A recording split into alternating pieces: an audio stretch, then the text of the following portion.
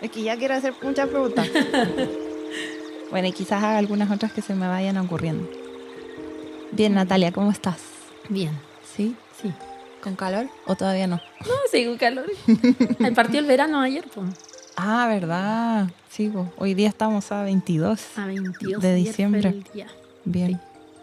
Está brígido el calor acá en Santiago, tengo que decirlo, porque con el SEA hemos estado llevando micrófonos en el metro, con la maletita, y está fuerte. Sí. Por suerte esto lo estamos haciendo aquí donde nosotros estamos alojados. No tuvimos que mover nada. Y bueno, queríamos saber mucho de ti porque leímos tu libro, El retrato del tiempo, de Ediciones La Pollera, que está muy bueno y lo recomiendo un montón. Ahí lo vamos a dejar el link abajo del episodio.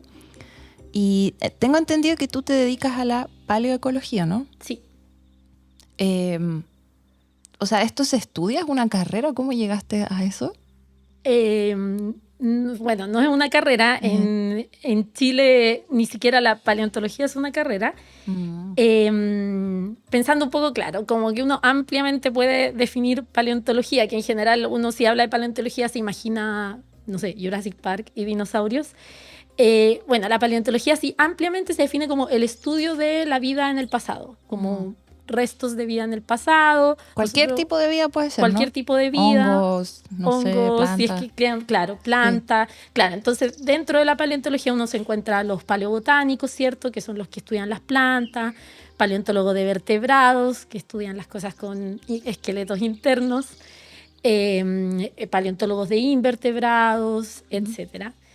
Y dentro de eso uno también puede encontrar a los paleoecólogos, que son aquellas personas que tratan de, o que tratamos de estudiar los procesos ecológicos del pasado, como quizás ir un poco más allá de estudiar una especie determinada, sino comunidades, ¿verdad? Interacción de estos organismos vivos con sus ambientes, como completando más la imagen de lo que fue la vida en el pasado. Como los ecosistemas, todo, ¿no? Claro.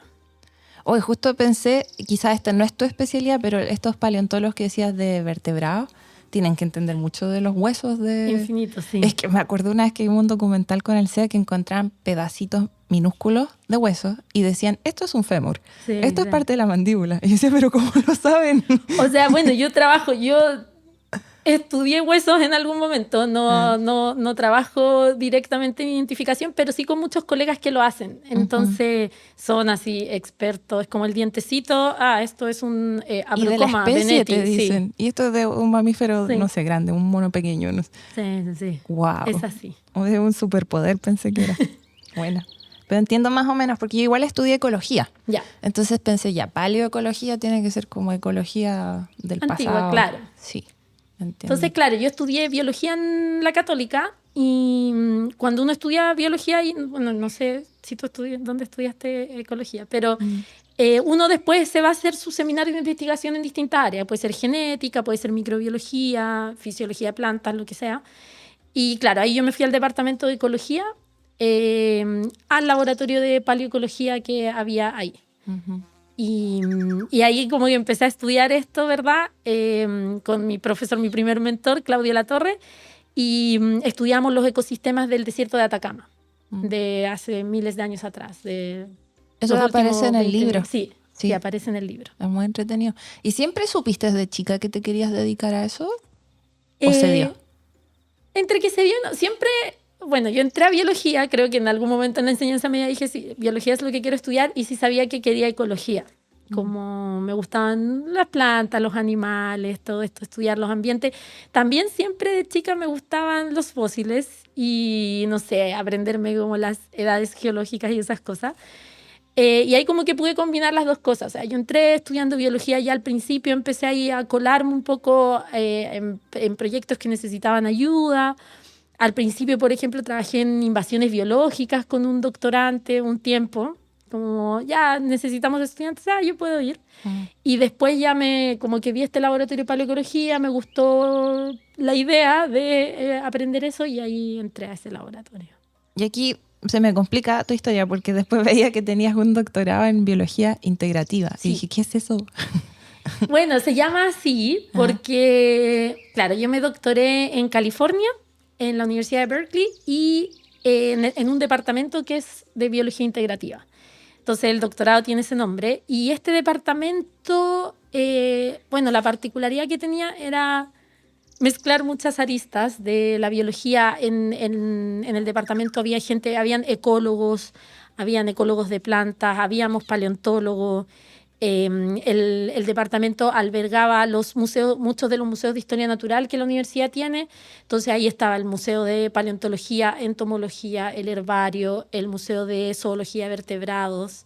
Todo. Estaba todo. Entonces es como un grupo muy, muy, muy grande. Claro, yo ahí estaba asociada al Museo de Paleontología y en general circulaba más quizás con esos colegas, pero también, no sé, iba al Museo de Zoología de Vertebrados si quería ver algo.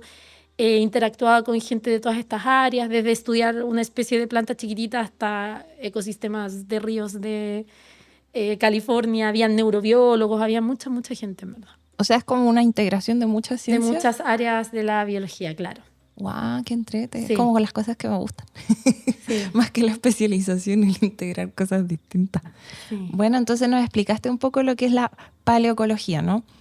Pero ahí yo me entro a preguntar, porque, entiendo, un ecólogo va y estudia un ecosistema o ciertos aspectos de un ecosistema, pero ¿cómo se estudia el pasado? Si el pasado es como que ya no existe, ¿no? Sí. Ya no se ve. Entonces, ¿cómo se hace?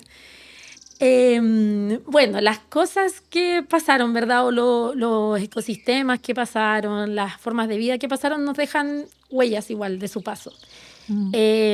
Parte de esas huellas son el registro fósil, por ejemplo, ¿verdad? Encontrar un hueso fosilizado es un resto de vida pasada que hay registrado, nos deja, puede ser huellas de un animal que pasó.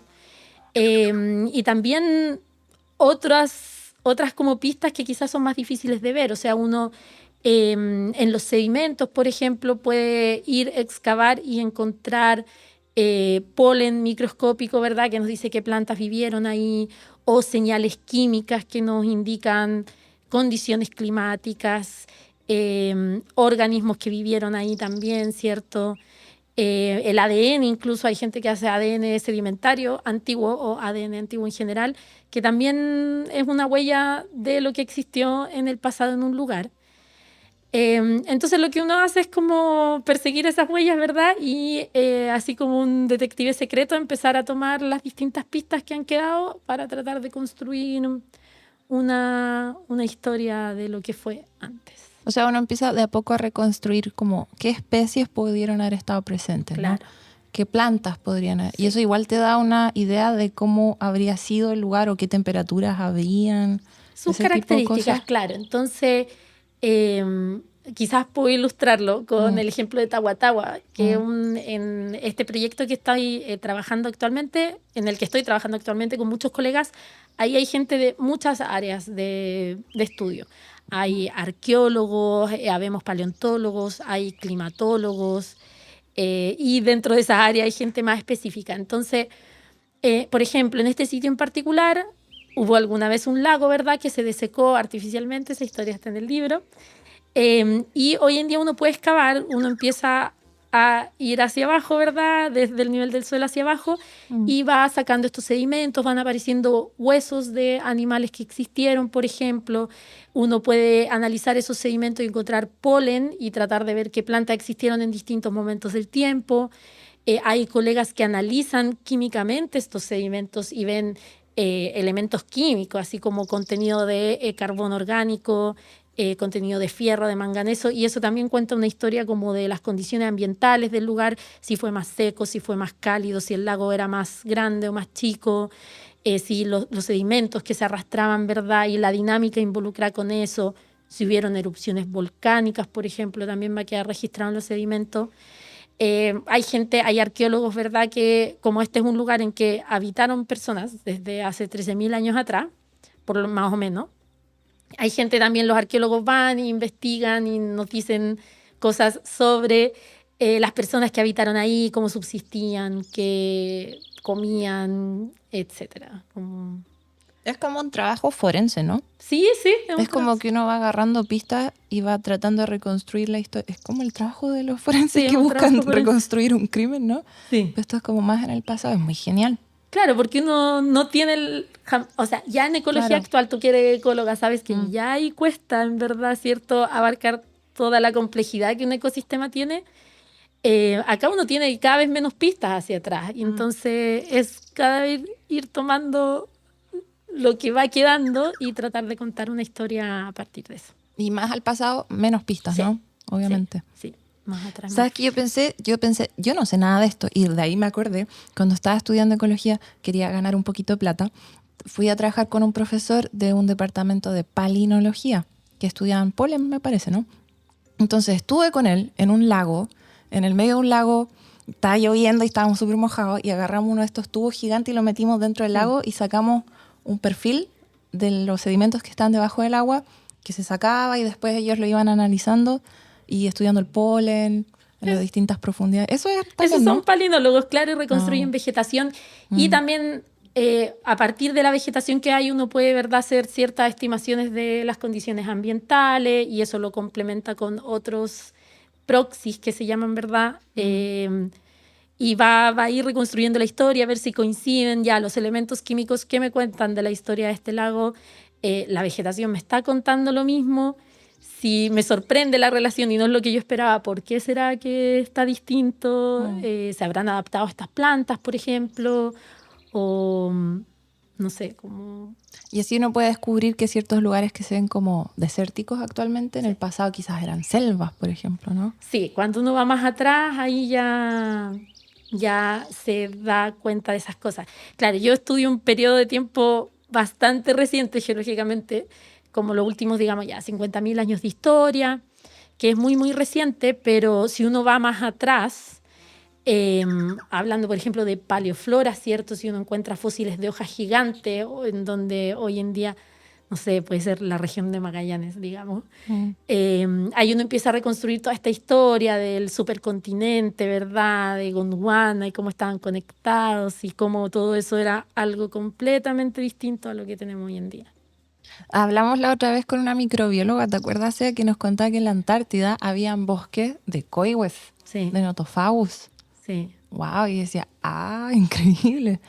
Claro, o sea, es la historia, por ejemplo, ya me estoy yendo en otro tema, pero Mm. los notofagus ahora uno los encuentra como en Nueva Zelanda, bueno, en la Antártica encuentra, me imagino que restos fósiles de notofagus también, y hoy en día, claro, están en estos continentes muy alejados porque alguna vez Estuvieron estuvieron juntos. juntos y son especies tan antiguas que Mm. se separaron y han seguido sus caminos separados Mm.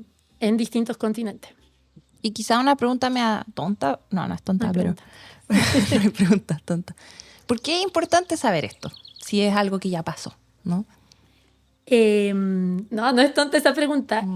Bueno, uno como científico, científica, siempre es, porque es importante saber nomás, siempre es importante tener conocimiento, pero las historias pasadas a todo nivel, y en este caso los ecosistemas pasados nos entregan lecciones, ¿cierto? Cuando uno va a estudiar el pasado, uno se enfrenta, por decirlo de una forma, a experimentos naturales que ya ocurrieron. Y uno obtiene el resultado, ¿verdad? Puede ser extinción de especies, por ejemplo, masiva. Uno va y dice, hubo una extinción masiva de especies. Hubo un experimento aquí, algo pasó, tengo el resultado, que es una extinción masiva, y uno empieza a reconstruir hacia atrás, ¿verdad? Como las condiciones en que habrá ocurrido eso. Y esa es la lección que un poco le entregan, ¿verdad? Como eventos que ya ocurrieron bajo ciertas condiciones, que en el caso particular quizás de la línea temporal que yo estudio, se puede asemejar mucho a lo que está pasando hoy en día. Yo creo que estudiar, claro, el pasado más reciente entrega lecciones bien, bien importantes y que se pueden aplicar a los ambientes de hoy en día. Pero incluso yendo más atrás, o sea, hay gente que, por ejemplo, estudia, me acuerdo de algún colega del doctorado, que él estudiaba evolución de coníferas y muy, muy antiguas, así, cientos de millones de años atrás, y las sometía a radiación UV a sus plantitas actuales para ver cómo mutaban, porque en el pasado probablemente habían habido eventos de radiación UV muy, muy masivos. No me acuerdo si era por alguna explosión de una supernova o cosas así que se han registrado, y eso habría contribuido, por ejemplo, a la evolución de las coníferas. Entonces, Claro, hoy en día a veces tenemos radiación UV supermasiva por el asunto de la capa de ozono y uno incluso ese experimento que pasó cientos de millones de años atrás puede de alguna forma tomar lecciones de eso y relacionarlo a temas actuales también. Porque ahí igual uno va aprendiendo que la Tierra no es como estática, ¿no? Que todo También. siempre, hasta la Tierra se mueve. Sí. O sea, me refiero, se desplazan, ¿no? Estas capas Los continentes. Sí, los continentes, no quiero embarrarla. y no es estático. Igual hay periodos, parece que son como más tranquilos y después viene un periodo así como extinción masiva, ¿no? Uno ve un poco eso en el registro fósil, que claro, que hay extinciones masivas cada cierto tiempo. Igual yo ahora estaba leyendo un artículo, no lo he terminado de leer, que salió este año, que ya sí, porque en el registro fósil uno ve 5 extinciones masivas, que es lo que siempre se hablaba, es como lo clásico. La última de ellas, la de los dinosaurios no avianos, ¿verdad? Que se extinguen masivamente 65 millones de años atrás, 65, 66. Y así hacia atrás uno siempre habla de 5 grandes. Ahora, bueno, la gente sigue investigando el registro fósil ampliamente y ahora hay artículos que discuten un poco esa situación, que podrían ser más, que bla, bla, Claro, bla. porque no se sabe así si acierta claro. completamente. Sí. Pero sí, hay momentos en que hay condiciones de cambio muy intensas, muy abruptas. En el caso quizás de los dinosaurios, ¿verdad? El impacto de un asteroide, aunque hay varias cosas atrás también, ya les estaba yendo mal a ellos y todo, pero se juntan muchos factores y de repente hay una gota que rebalsa el vaso y te desencadena un evento de cambio gigantesco y muy distinguible en el registro geológico. Y para contextualizar, es que yo he visto igual, yo creo que la gente se confunde cuando uno empieza a hablar de miles de años, cientos de miles, y después dice millones, y después dice miles de millones cuando son billones ya. Sí. Yo creo que mucha gente tiene esta confusión como de ya, no sé, hace mucho tiempo atrás es difícil tener más o menos una idea de cuántos años tiene la Tierra, más o menos claro en qué momento están los dinosaurios, por ejemplo. Sí. Entonces, como yo a veces trato de recordarlo, ¿no? La época de los dinosaurios es como de los 250 a los Más o 65 menos. Sí, hasta millones los 65 millones de años atrás. Eso es como ya, dinosaurio. Eso es el Mesozoico, claro. Sí. El sí. ¿Y la Tierra cuántos años tiene? La Tierra tiene 4.600 millones de años. 4.600. Sí, 4.600 millones. Como para contextualizar un poco. O sea, los dinosaurios son bien recientes en ese sentido. Uno puede encontrar ahí en Instagram o en YouTube o incluso en internet, así figuras, nomás una imagen de esto típico que te dicen la historia de la Tierra en 24 horas. Sí, sí. Entonces ahí uno, claro, ve como parte a las 12 de la noche, ¿verdad? Uno empieza a avanzar. Y claro, cosas como dinosaurios, por ejemplo, estoy tratando de acordarme tampoco, pero deben aparecer en la última hora o las últimas 2 horas como mucho.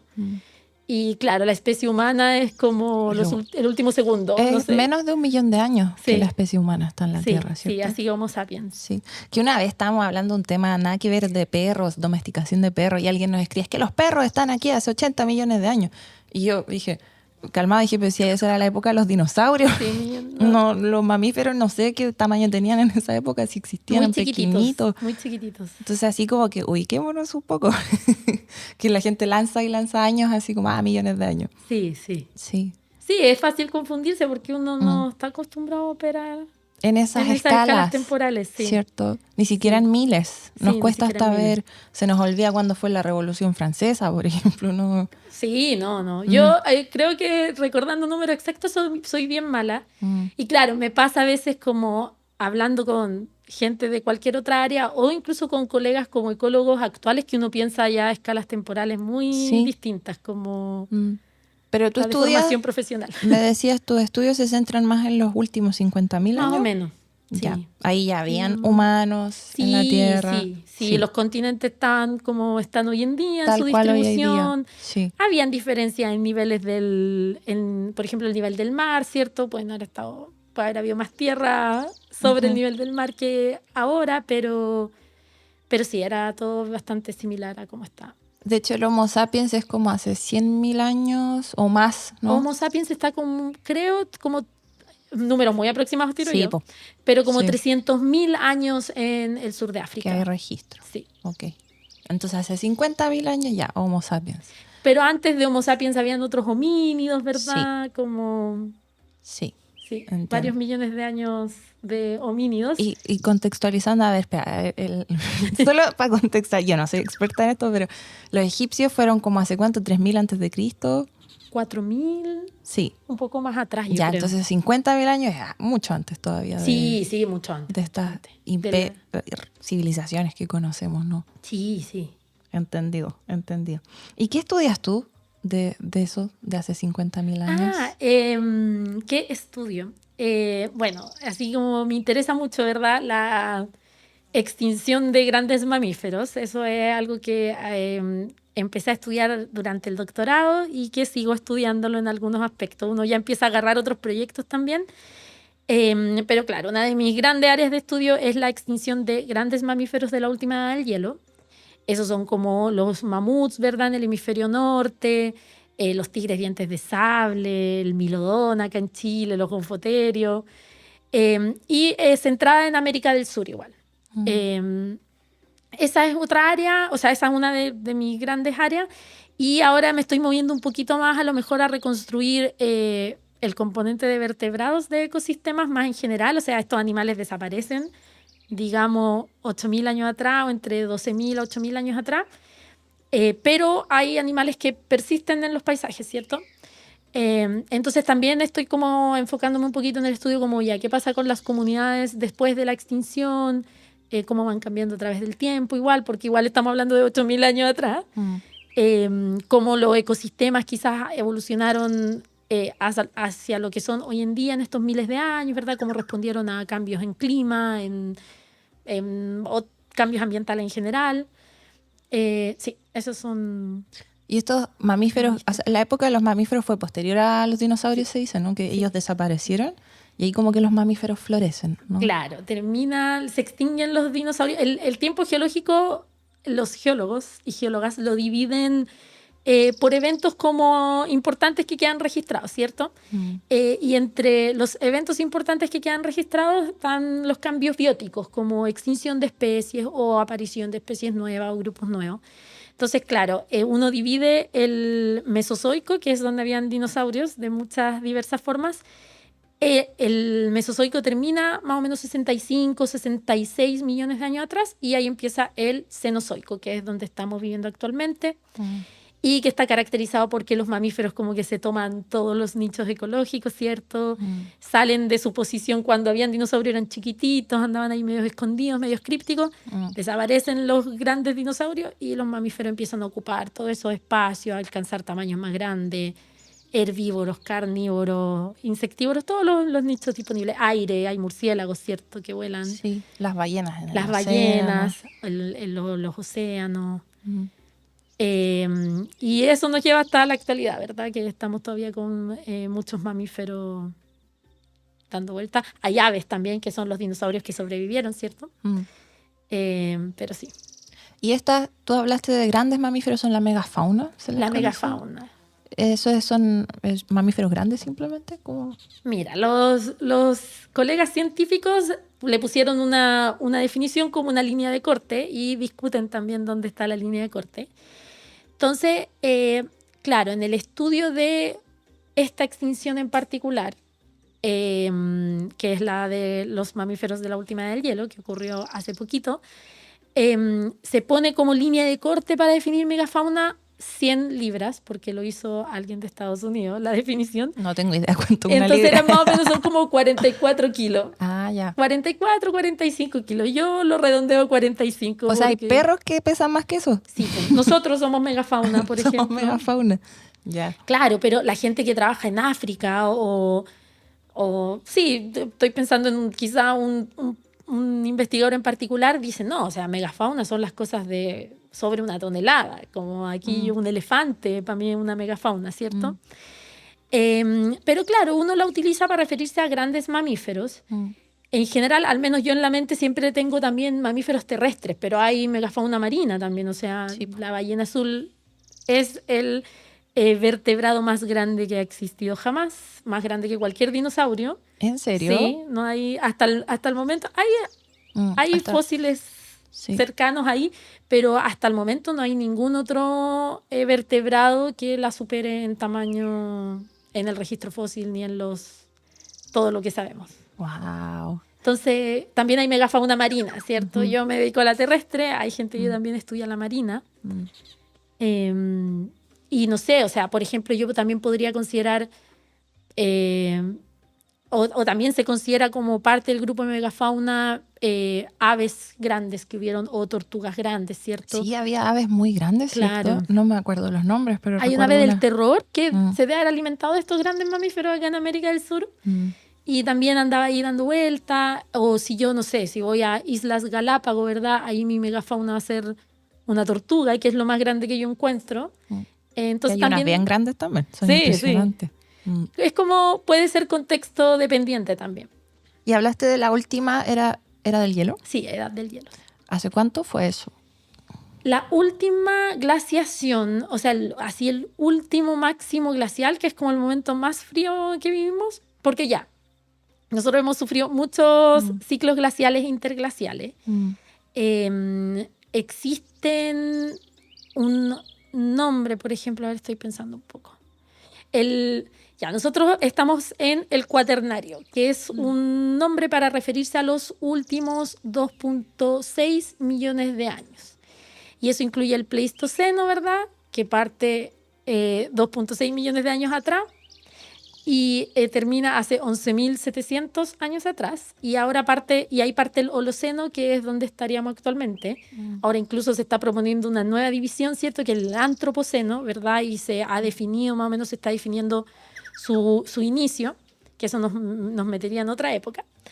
Y durante estos últimos 2.6 millones de años ocurrieron o están marcados, entre otras cosas, por ciclos glaciales e interglaciales. Sí. Que es pasar por un interglacial como el que estamos viviendo en la actualidad y después ir a condiciones más frías, ¿verdad? En que el planeta entero se enfría bastante, que los casquetes polares, polo norte, polo sur, se extienden un poquito hacia el Ecuador, los glaciares bajan desde la montaña, ¿cierto? Todo se enfría un poco. Baja. El mar baja porque el agua tiene que venir de algún lado. El agua que tenemos dando vuelta es el agua que hemos tenido por millones de años. Entonces, claro, yo secuestro agua en casquetes polares o en hielo, mi mar baja también, porque esa agua se va para allá. Y han habido muchos de esos ciclos. Y en los últimos 800.000 años nosotros hemos estado con una ciclicidad particular, que me voy a perder un poco en los años, pero el interglacial anterior fue hace 120.000 años atrás. Después la Tierra se empezó a enfriar, alcanza su punto más frío más o menos 21.000 a 17.000 años atrás y después ahí se empieza a calentar de nuevo. Entonces, cuando nosotros hablamos de la última edad del hielo, es claro, es ese último periodo de enfriamiento, que podríamos decir alcanza su máximo, pongámosle 17.000 años atrás, y ahí empieza a transicionar hacia el clima más actual. Y eso es como ciclos, subidas y bajadas. No sé si estoy inventando, pero recuerdo en clase de geología que hablaban de que se podía deber a los ciclos orbitales de la Tierra, ¿no? Sí. Porque la Tierra, su camino que recorre alrededor del Sol no es como siempre igual, ¿no? Tiene ciertos ciclos, a veces un poco más cerca, a veces un poco más lejos. Claro, hay como muchos, se llaman ciclos de Milankovitch. Sí.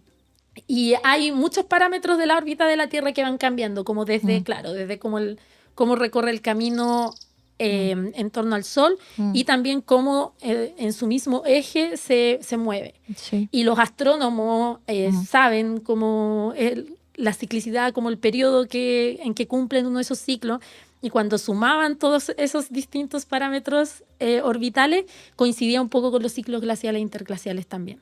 O sea, en teoría, sin contar el factor humano, que es un poquito grande ese factor, deberíamos posteriormente entrar a otro ciclo glacial, ¿no? Claro. A una nueva era del hielo. Claro. Qué miedo.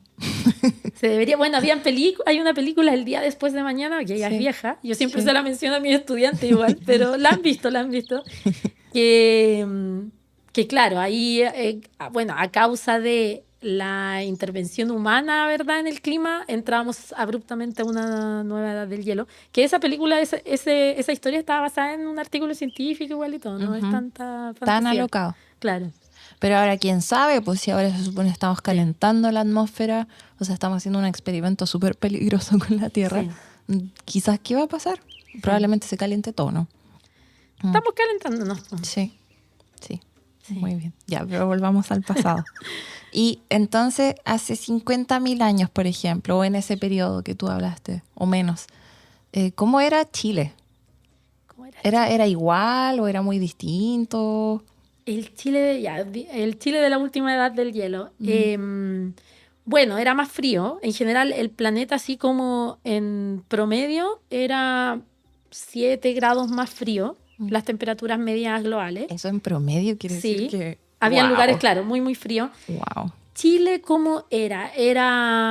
Bueno, había algo así como lo que hoy es campos de hielo, ¿verdad? Estaban más extendidos, o sea, había un casquete de hielo en el sur de Chile que cubría hasta Chiloé, por ejemplo. Chiloé estaba bajo hielo en algunas partes. Todos estos fiordos que uno observa en el sur de Chile, mucha de esa geomorfología es producto de que habían hielos avanzando y retrocediendo y moldeando el paisaje en ese lugar. Acá en Chile Central, ahora estamos en Chile Central en este momento, también habían glaciares más extendidos, ¿cierto? Desde los valles de la cordillera, lugares más húmedos, más fríos en general. Y si nos vamos moviendo, si nos movemos al norte, también las condiciones eran un poquito distintas. Ciertos lugares en el desierto de Atacama que hoy en día tienen muy poca vegetación, ¿cierto? O nada, tenían un poquito más debido a que las precipitaciones y todo eso era distinto. Y bueno, teníamos megafauna rondando muchos de estos ecosistemas. O sea, en el mismo desierto de Atacama habían animales de sobre 1 tonelada de peso dando vuelta. ¿Cómo cuál, por ejemplo? Como los megaterios, que son como unos perezosos gigantes. Lo voy a googlear. Googlealo. Mientras escuchas no las era personas, el googlea. más grande de los megaterios el que vivía en el norte, pero sí alcanzaba, yo creo, entre 900 kilos por ahí. ¿Y ese era vegetariano? ¿Era herbívoro? Vegetariano, herbívoro. Habían, claro, macrauquenias, ¿verdad? Que son otro también lo puedes googlear, otro animal muy particular y único de América del Sur que se extinguió. Algo así como un camello, lo ilustran con una probóscide, una trompa como la del tapir. Y también era grande. También muy, muy grande, sí, sobre 1 tonelada de peso. Acá en Chile Central estaban estos gonfoterios, ¿verdad? Que son como mastodontes, muy parecidos. Caballos extintos, perezosos también de tierra. En el más al sur teníamos al milodón, tigre dientes de sable, osos también. Eso me impresiona que yo no sabía habían tigres dientes de sable acá. Sí, habían tigres dientes de sable. Hasta ahora, claro, tenemos el registro solo en el extremo sur, en la región de Magallanes. Pero, o sea, si habían animales grandes rondando, había alguien grande comiéndoselos también. Entonces yo creo que... Claro, pues si aumenta de tamaño el herbívoro, aumenta de tamaño el carnívoro también, ¿no? Sí.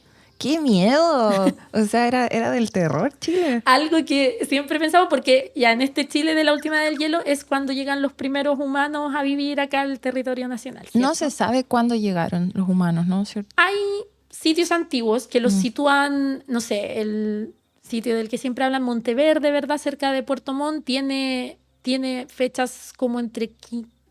me voy a equivocar probablemente, pero digamos 15.000 años atrás. Evidencia de los primeros humanos y el más antiguo así aceptado.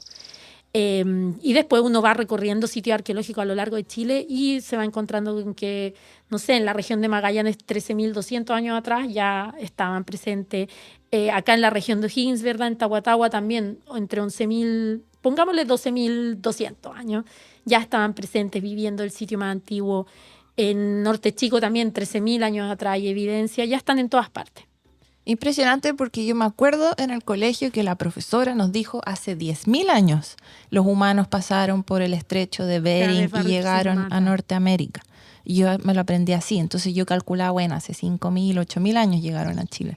Mucho antes fue. O sea, y hay sitios más antiguos, yo hablo como de los que están aceptados, porque también los arqueólogos ahí discuten la evidencia, ¿cierto? Si le creen o no, o si es verdad como muy certera o no. Pero hay sitios de 20.000 años atrás ya así mencionados. Los colegas también han hecho esto como de ADN sedimentario. Entonces también encuentran restos de ADN bien antiguo en el cruce, ¿verdad? Por donde habían cruzado desde Eurasia hacia las Américas, que también lo citó a 20.000 años atrás, ahí rondando. Entonces, claro, la fecha está en discusión, pero acá en Chile hay muchos sitios en torno a los 13.000 años. Hay sitios desde el desierto absoluto de Atacama hasta la región de Magallanes con presencia humana. Entonces, a lo que iba un poco de lo que tú hablabas de que era del terror, sí. Claro, cuando estamos con los colegas ahí excavando y conversando mientras sacamos cosas, siempre pensamos como de haber sido ser humano, estar así oscuro en la noche. El humano probablemente tenía un tamaño similar al que tenemos ahora, ¿cierto? No éramos más grandes. No más grande. Y aparece así un tigre de dientes de sable o un perezoso gigante que igual tienen unas garras así que hasta los herbívoros me darían miedo, sí, hasta las vacas nos asustan un poquito. Porque son grandes, pues, claro. Wow, tiene que haber sido todo un desafío. Y hoy tenía una pregunta, se me fue. Pero estaba pensando en todo eso, es muy impresionante. Deben descubrir siempre cosas, cómo se va reconstruyendo el pasado, debe ser muy entretenido, ¿no? ¿Has descubierto algo que te impresione? Ay. O sea, siempre muy entretenido todo lo que uno va aprendiendo. Claro, en estas como excavaciones quizás de las que he podido participar, porque ya yo durante el doctorado, mi trabajo fue bien de recopilar datos e ir a colecciones de museos a buscar muestras. Porque yo quería saber cuándo se habían extinguido estos animales y tratar ahí de hacer la relación con lo que pasaba en los ambientes y tratar de contar una historia. Y bueno, estar en un museo es muy entretenido, uno está aprendiendo, ¿verdad? ¿No? La piel del Milodón de Magallanes, como, así era, y todo, y después ir obteniendo los datos y decir, mira, desaparecen en este momento y pasaba justo esto, qué coincidencia.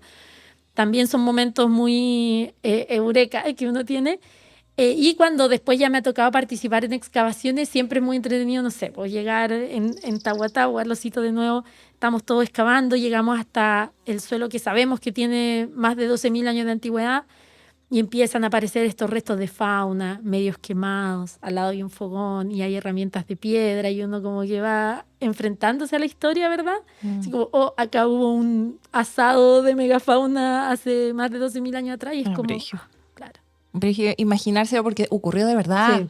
Había gente ahí haciendo cosas como... Wow. Sí. Y mencionaste a los gonfoterios. Sí. ¿Qué son los gonfoterios? Eran animales que del grupo de los elefantes, del orden Proboscidea, ¿verdad? Que ahí hoy en día tenemos a los elefantes asiáticos, africanos, y en ese mismo grupo estaban los mamuts y los mastodontes. Entonces eran un animal básicamente como ese. Tienen ahí sus diferencias anatómicas, que por eso se nombran como distintas especies, en los dientes, ¿verdad? En la anatomía de sus defensas. Y su esqueleto, pero eran básicamente un elefante muy grande que vivía en muchas partes de Chile. ¿Y es más grande que un elefante africano, por ejemplo? Creo que no. Yo me pierdo un poquito con los tamaños, pero no es más grande. Pero ya el hecho de pensar que había una especie similar a un elefante caminando por Chile es rarísimo. Por acá hacen excavaciones para ampliar el metro y puede que haya aparecido un hueso de un gonfoterio. Estaban acá en Santiago. Y claro, hay registro. Hay un registro como para el norte de Chile. No, perdón, me equivoco. Sí, hay registros desde Pampa del Tamarugal hasta Chiloé de estos animales, por ejemplo, en Chile. Y habitaban Argentina, Brasil, Uruguay, como quizás todas las planicies. No se sabe, pero a lo mejor andaban en manadas, quizás eran cientos de miles. Claro, ahí uno empieza, la única forma que uno puede aproximarse a esas, o sea, no es la única, pero uno como ve la actitud de animales parecidos, ¿verdad? O el comportamiento de animales parecidos en la actualidad, uno dice, ya probablemente eran gregarios. Bueno, en el caso de Tahuatahua, uno se encuentra restos de esqueletos de todos los tamaños, hay desde chiquititos, desde infantes hasta adultos, más o menos depositado en la misma capa, ¿verdad? Entonces uno dice, ya, sí, vivieron acá en los mismos años, y uno ahí dice, pucha, probablemente era un grupo, una manada, como los elefantes actuales, dando en la orilla del lago dando vueltas. O sea, es que es verdad impactante, o sea, cualquier persona que no escuche, imagínense un Chile no hace tanto, o sea, unos miles de años atrás, manadas de animales similares a los elefantes. Sí. Increíble. De verdad increíble. El milodón también es increíble y hay toda una historia, es como leyendas acerca del milodón, ¿cierto? Sí. ¿Y qué es el milodón? Es como un oso. Es un perezoso. Un perezoso como los que hoy en día trepan los árboles en el trópico, pero de creo que 1.600 kilos puede ser o 1.200 kilos de peso es su estimación. Puedo estar equivocada. Pero claro, un perezoso grande de tierra que... Los perezosos grandes de tierra eran muy comunes en el Chile de la última edad del hielo y en Sudamérica de la última edad del hielo. Son un grupo de animales que se originaron acá en América del Sur y después llegaron hasta Norteamérica, sí, bien hacia el norte. Y había una diversidad de tamaños y de especies bien amplia durante la última edad del hielo. Y todo lo que cuenta uno no puede evitar notar... bueno, los mamuts no estaban aquí, ¿no? Estos eran más Europa. Del hemisferio norte, sí. Y eran más grandes todavía. Esos eran bien grandotes, sí. Sí, más grandes. Uno no puede evitar notar, y obviamente vamos a hablar de eso, de cómo ahora los animales ya no son tan grandes, po. ¿Y qué pasó? Se extinguieron. ¿Se achicaron? ¿Qué fue lo que pasó? Se extinguieron. Los grandes. Claro, cuando uno... ve un poco ya la historia de los mamíferos desde 65 millones de años atrás hacia el tiempo actual. En general, claro, hay no sé si una tendencia, pero empiezan hacia medida que uno se acerca hacia el presente, empiezan a alcanzar tamaños mayores, ¿verdad? Y los tamaños más grandes de mamífero encontrados en el registro fósil, hay uno en el Mioceno, que eso es como me voy a equivocar probablemente, pero ya digamos 20.000 años atrás. Y también tamaños muy grandes que se alcanzan en el Pleistoceno, que son los últimos 2.6 millones de años atrás. Eso estoy pensando en los más grandes registrados, pero nosotros cuando llegamos a las edades del hielo tenemos una diversidad de mamíferos bien grandes, como, no sé si inusualmente grandes, pero habían muchos muy grandes. Esa había sido la tendencia, ¿verdad? Y claro, nosotros hace 17.000 años atrás, el último máximo glacial, teníamos una diversidad de animales grandes dando vuelta por todos los rincones del mundo. Y estos animales se extinguen, eso es lo que se conoce como la extinción del Cuaternario tardío. Se extinguen, ese es mi tema de estudio, ¿verdad? La pregunta que me atormenta de hace ya muchos años de por qué se extinguieron, y es una pregunta que nos estamos haciendo muchas personas alrededor del mundo. Y claro, porque ocurrió en el mundo entero, no solo acá. Ocurrió en el mundo entero, claro. Uh-huh. Entonces, Australia, por ejemplo, que es donde se extinguen muchos, ya 50.000 años atrás, digamos, donde primero hay hartas extinciones, también tenía animales de toneladas de peso, así como wombats gigantes, canguros muy grandes. Y hoy en día lo más grande que queda en Australia creo que debe ser un canguro que pesa como 80 kilos. Todo lo grande desapareció. Después si vamos, bueno, en Eurasia, ¿verdad? Europa, Asia, ahí la extinción es un poco menos severa, pero igual desaparecen los mamuts, los rinocerontes, lanudos, osos, hienas, leones de las cavernas, un montón de animales. El megalocero, ¿verdad? El ciervo irlandés que tenía, así era gigantesco. Voy a googlearlo también, megalocero. O sea, era un ciervo muy grande, con unas astas así enormes. También se extinguen, después nos vemos a Norteamérica y también pasa lo mismo.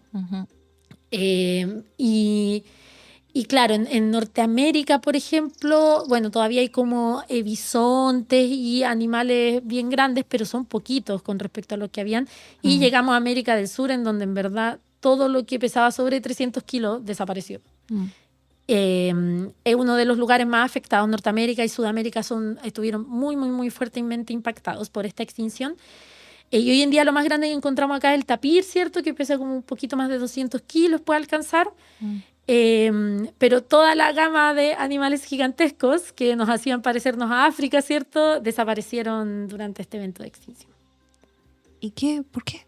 Esa es la gran pregunta. No se sabe todavía. No sabemos, Hay teorías. No sabemos con certeza, claro, hay teorías dando vuelta ya de hace mucho tiempo.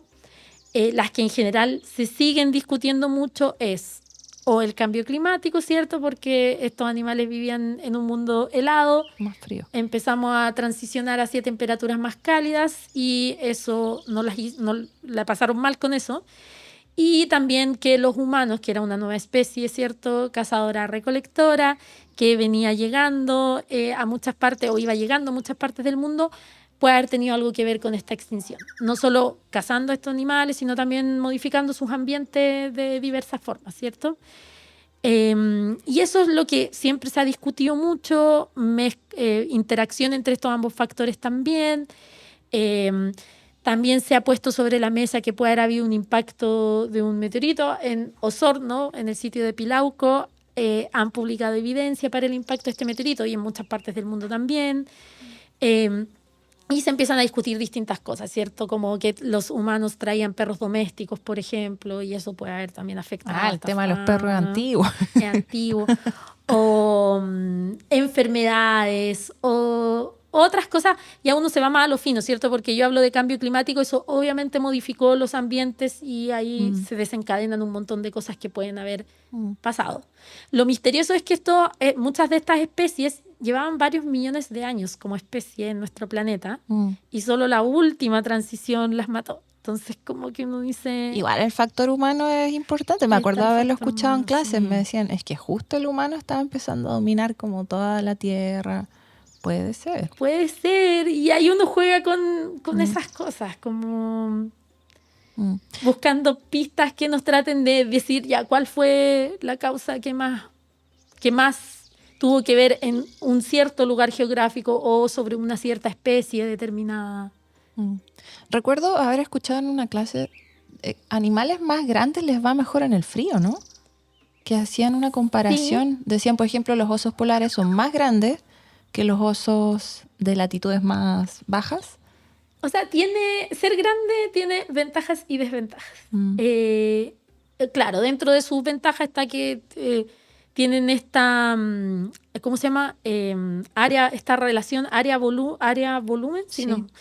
Que hace que un animal más grande va a perder menos calor que un animal más pequeñito, por ejemplo. Entonces, si yo soy un ratoncito que quiero vivir en el Ártico, que igual hay, tengo que comer más y mi metabolismo tiene que ser mucho más intenso o más eficiente para poder mantenerme calentito en esas condiciones, que si soy un oso polar, que igual tengo que comer más que un oso en el trópico, por ejemplo, sí. Para mantenerme esta temperatura, o sea, para mantener mi temperatura, y tengo otras adaptaciones, ¿verdad? Pelaje, cuero, etc. Ser grande también te ayuda a escapar de depredadores, por ejemplo. O sea, un elefante en África, en verdad, un elefante adulto nadie se lo come. Yo creo que los humanos nomás lo matan con armas de fuego. Sí. Y los carnívoros naturales atacan a las crías, por ejemplo. Entonces, tiene esa ventaja también, pero tiene la desventaja de que tengo menos crías, o sea, claro, reproducirme es mucho más costoso, entonces... Sí. El metabolismo es más lento. El metabolismo es más lento, necesito comer más, puedo recorrer grandes distancias, que también es una ventaja, puedo migrar y como trazar mi ambiente óptimo, ¿cierto? Con mayor facilidad que un animal pequeño. Pero están esos como... Me imagino que hay un límite, porque si fuera así, crecerían hasta el infinito. Y no se puede. Físicamente, por las leyes físicas, no se puede crecer mucho más. No se puede crecer hasta el infinito. Y por eso la ballena es tan grande, porque en el agua hay ciertas leyes físicas que cambian, ¿cierto? Que no aplican como en tierra y puede alcanzar tamaños más grandes. Y esta desaparición de la megafauna, no sé, tú veías el lado terrestre, pero en los océanos se ve también que habían grandes mamíferos que desaparecen. No en el Pleistoceno tardío, no. Hay extinciones antes, como de tiburones grandes también, y de otra fauna asociada a otros cambios ambientales en el océano, sí. ¿Y el humano no andaba cazando en el océano? Bueno, sí, puede que después sí. Hay extinciones posteriores como de estas vacas marinas que son por cacería humana en tiempos más modernos. Pero de las ballenas fue hace poco, ¿no? Hace menos de 100 años, cuando ya los humanos tenían grandes embarcaciones y las cazaban. Sí. No sé, el factor humano es el sospechoso. Pero es algo que se está estudiando todavía. Y que no hay... siempre sale. Y siempre estamos dando vuelta en lo mismo. Es como sale un artículo nuevo y dice, los humanos habrían sido los causantes por esta línea de evidencia que yo presento. Y después sale otro y dice, no, el ambiente habría tenido más que ver por esta línea de evidencia que yo presento. Yo creo, o sea, falta... Obviamente uno necesita más información, ¿cierto? Porque uno sabe muy poquito de la ecología de estas especies. Por ejemplo, eran tantas el registro fósil es escaso, es muy escaso para alguna de ellas. Entonces, la información que uno puede saber de la ecología, de qué comían, de qué condiciones ambientales necesitaban, a veces es muy poca. Y yo pienso que el factor humano sí puede haber sido muy importante, pero quizás no igualmente importante para todas las especies, para algunas más que para otras. El factor ambiente también puede haber sido más importante para unas especies que para otras. Y tenemos que seguir trabajando para reconstruir este puzzle. Y pensé que quizás no es raro que si se extinguen algunas, bajan sus poblaciones, algunas grandes, es natural que otras también, junto con ellas, porque si el dientes de sable comía, no sé, milodón, por ejemplo, si el milodón desaparece, el diente de sable no le sirve comerse ratones pequeños, también se extingue, ¿no? Claro, empiezan a haber cascadas de eventos ecológicos, ¿cierto? Asociados. Sí, uno piensa eso también. Lo que me parece súper raro es que habían otras especies humanas, pero eso quizás fue anterior, ¿no? Otros homínidos, homo no sé qué, homo neanderthalensis, y desaparecen todas. Y queda solo Homo sapiens. Sí, pues de hecho, la extinción del neandertal en Europa, uno la puede tomar como una especie de megafauna más que se extingue con las otras, porque ellos coexistieron, ¿cierto?, espacial y temporalmente con Homo sapiens y se extinguen al mismo tiempo que especies, no sé, que el megalocero se estaba extinguiendo, que otras especies de megafauna también lo hacían ahí en Europa. Interesante, muy interesante. Y no sé si se puede hacer una comparación entre esta extinción de la megafauna, que ocurrió hace miles de años, con lo que estamos experimentando actualmente, que ya le están llamando la sexta extinción masiva. Sí. Pero es de todas las especies, no es como de unas en particular, ¿no? Bueno, en el pasado también hubieron extinciones. Cuando uno mira el registro posterior, se extingue la megafauna, ¿cierto? O los grandes mamíferos en grandes números. Pero uno empieza a mirar también extinciones en otras áreas, por ejemplo en las islas, que los humanos llegan, no sé, 4.000, 3.000 años atrás, llegan los humanos y también se extinguen aves, por ejemplo. Aves así, en general se extinguen al inicio los más grandes y después se empiezan a extinguir muchas aves, por ejemplo en Hawái, en muchas islas de la Polinesia, en Nueva Zelanda, que habían estos moas, que eran unos pajarracos muy grandes, también se extinguen y ahí como que la causa humana es muy evidente, porque algo que ocurrió ya 1.200 años atrás, por ejemplo, llega el humano y llega con ratas también, que era algo que no existía. Entonces empiezan a aparecer en el registro huevos comidos por ratas, huesos, pilas de huesos que los humanos cazaban y los consumían, y se extinguieron efectivamente por causas humanas. Y cuando uno llega al presente, claro, creo que una de las cosas importantes que tiene el estudio de este evento de extinción en particular es que ocurre en un contexto muy parecido, o que uno trata de ver las similitudes con el contexto actual, ¿cierto? En que tengo muchas especies que se están enfrentando a un cambio ambiental, en este caso era natural, pero que obviamente es un desafío, ¿verdad?, para su adaptación, y llegan humanos, una especie nueva invasora, a hacer sus cosas también, a hacer su fogatita que de repente se escapaba y quemaba un bosque, o a quemar un bosque para cazar, por ejemplo, a consumir algunas especies, a competir con otras quizá. Y claro, es una situación súper parecida a la actual, ¿verdad?, en que estamos frente a un cambio climático ambiental que en este contexto es humanamente causado, causado por los humanos, y también humanos extinguiendo directa o indirectamente, o afectando directa e indirectamente a muchas poblaciones de vertebrados, por ejemplo. Entonces, es un contexto bien similar. Tenemos el experimento que ya pasó y sabemos que todas estas especies se extinguieron. Tratamos de averiguar cómo se extinguieron y por qué, para también un poco hacer el paralelo con el presente y ver en qué condiciones las especies actuales se podrían adaptar, o en qué condiciones podrían persistir sin extinguirse, qué es lo que hay que dejar de hacer para que eso ocurra. Igual he escuchado que ahora el nivel, la velocidad con la que se están extinguiendo ahora es como casi sin precedentes, decían. No recuerdo bien un radio que se medía, ¿no? De cuántas especies se extinguían por, no recuerdo, por año, no sé. Claro, porque el estudio de estas cosas pasadas lleva mucho a decir, ya, perfecto, entonces ¿Por qué me preocupo de la extinción actual o del cambio climático actual? ¿Cierto? Sí, en el pasado yo he visto cambios climáticos miles de veces con las glaciaciones, más atrás también en el tiempo. He visto extinciones de especies y pucha, el planeta como que ha encontrado la forma de persistir. Sí. Y se usa ese argumento, ¿cierto? Pero efectivamente lo que hace distinto y preocupante al actual es que la tasa de cambio climático es mucho más veloz que la que hemos visto en el pasado. Es velocísima, ¿cierto? Está ocurriendo en un siglo, menos de un siglo. Y, por ejemplo, uno piensa en la última transición del glacial al interglacial, ¿verdad? Que yo digo, pucha, teníamos condiciones con, en promedio, 7 grados Celsius más frío. O sea, nos calentamos esos 7 grados Celsius, pero ese calentamiento ocurrió en, no sé, 7.000 años, por ejemplo.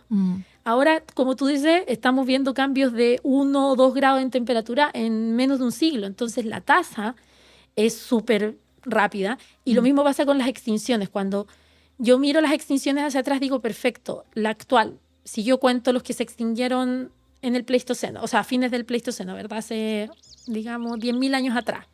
Lo sumo a los que se han extinguido hasta la actualidad. Y le sumo además los que probablemente se van a extinguir porque están en peligro grave de extinción en la actualidad. Aún así no alcanzo los números de una extinción masiva.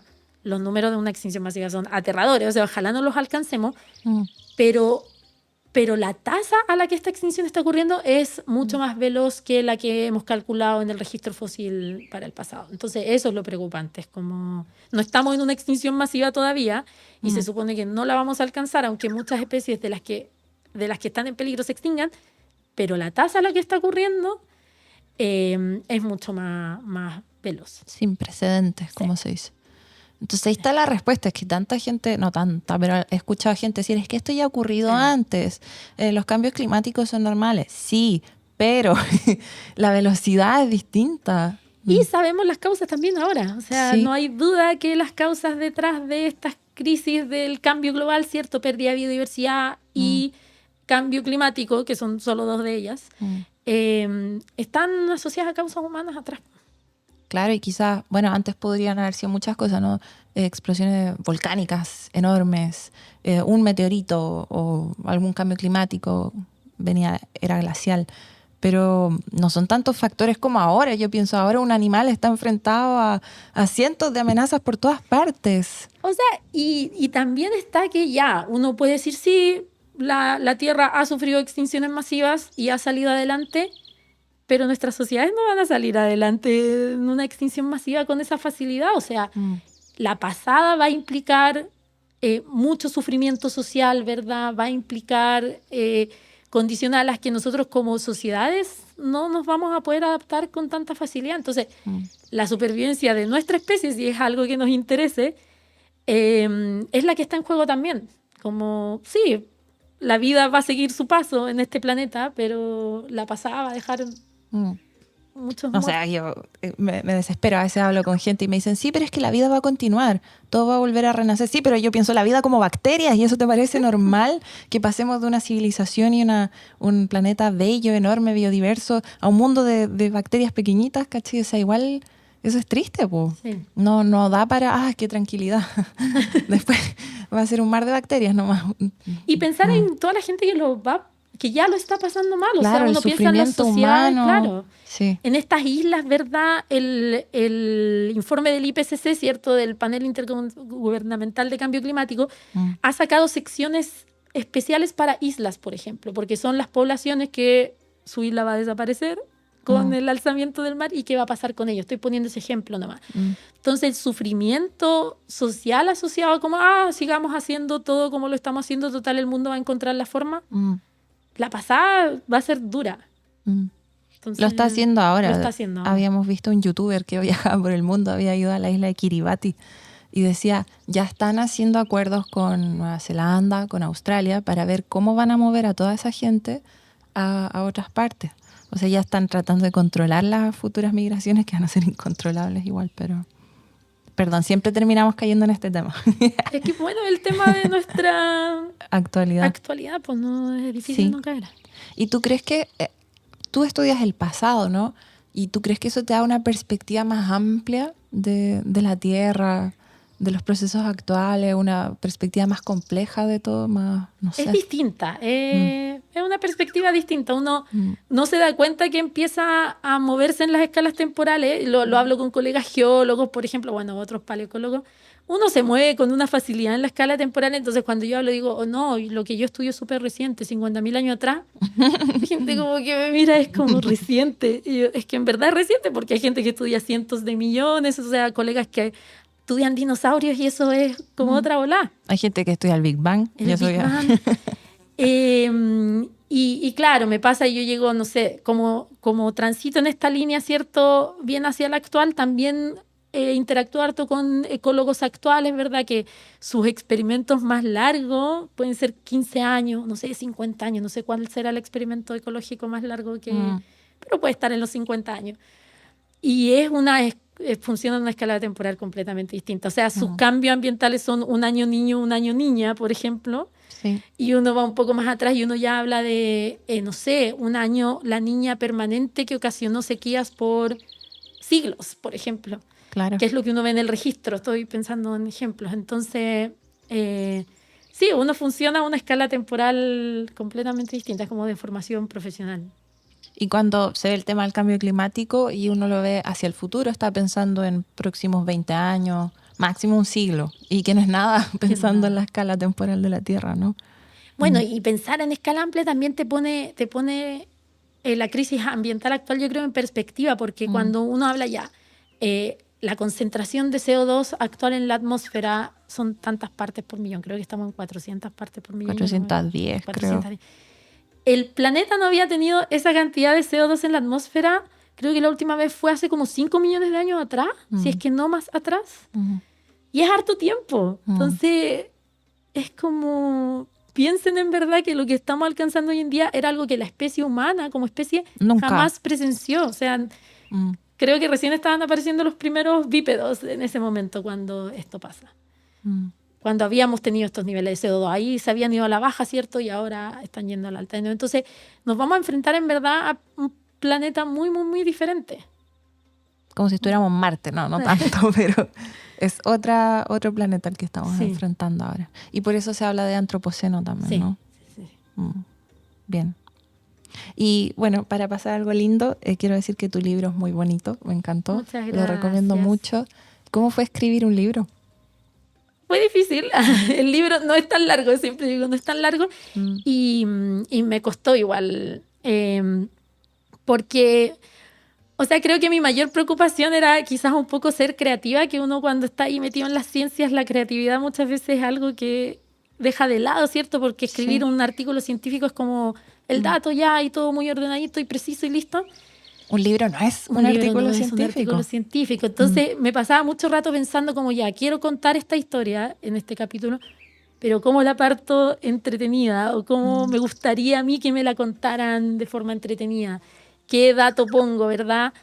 Para que sea entretenido y además cómo meto los datos más científicos, a lo mejor como los números, que se tratan de meter para mandar el mensaje también, como la magnitud de los hechos que relata el libro o la comparada con la actualidad, por ejemplo.